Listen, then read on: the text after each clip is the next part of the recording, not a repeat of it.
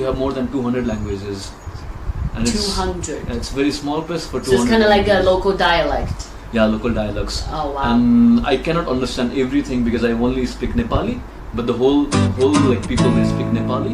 Okay. And also a lot of Tibetan people. So maybe I wanted to know more about your culture, where you're from, which is Nepal. Can you give us like a introduction of About Nepal the culture, and the people who wants to go to Nepal and where should they go to? Okay, so Nepal is actually a very small, like area-wise, very small. Mm-hmm. But in terms of culture and the language, Yeah. it's like very, very diverse. Because in Nepal we have like many different type of communities.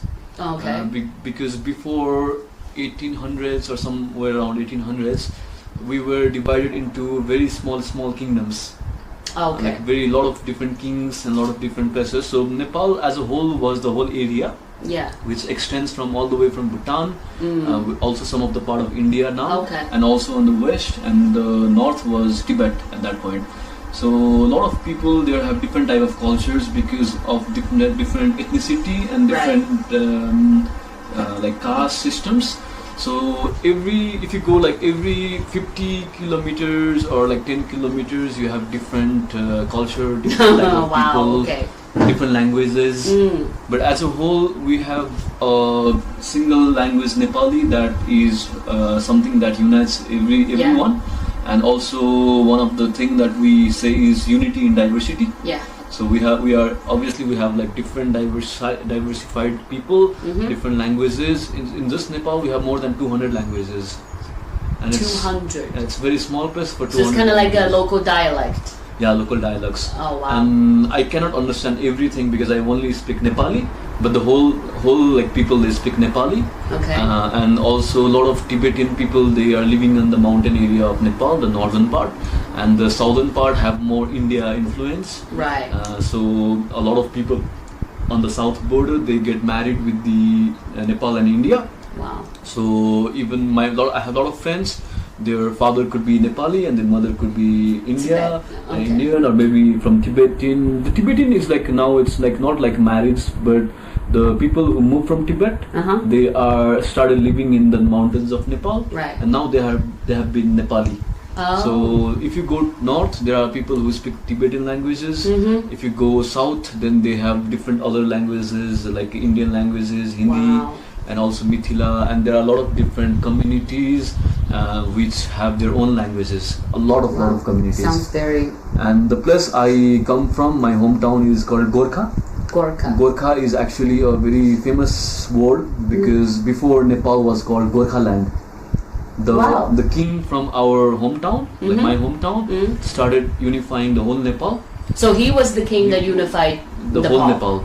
So Wow. before it was called Gorkha land. So but the whole area was called Nepal. So later on they changed the name to Nepal. So why isn't your hometown the capital? Say, Because instead of Kathmandu? the region that the king from my hometown invaded Kathmandu was because he wanted to move the capital to Kathmandu. Oh, okay. Because then that makes Kathmandu was sense. a very nice point for trade to Tibet. Okay. Like people used to trade to Lhasa with their like. So and it's also, like a vantage spot for doing business. for business, and so that's why he moved his capital there. And now sense. there are a lot of people living in Nepal, especially the capital. It's very very populated. We have almost about 80 million. 18 million residents? No, 8 million. 8 million. Yeah, about 8 million people officially, but unofficially and the movement and all, I think it should be more than that. Yeah. And it's a very small area. It's like very very small, and the whole area of Nepal is only about 150,000 kilometers square. It's very very small. Yeah. Right. So the rest of the Nepal is like mountains and all. No, the whole Nepal is 150,000 kilometer. Okay. Kathmandu is very very small. Kathmandu maybe just about 50 kilometers square or something like that. Okay. Or maybe a little bit more. So what is the official language? Nepali. Nepali. That's okay. But a lot of people they also speak Hindi because we grew up listening to Hindi movies, songs, cartoons.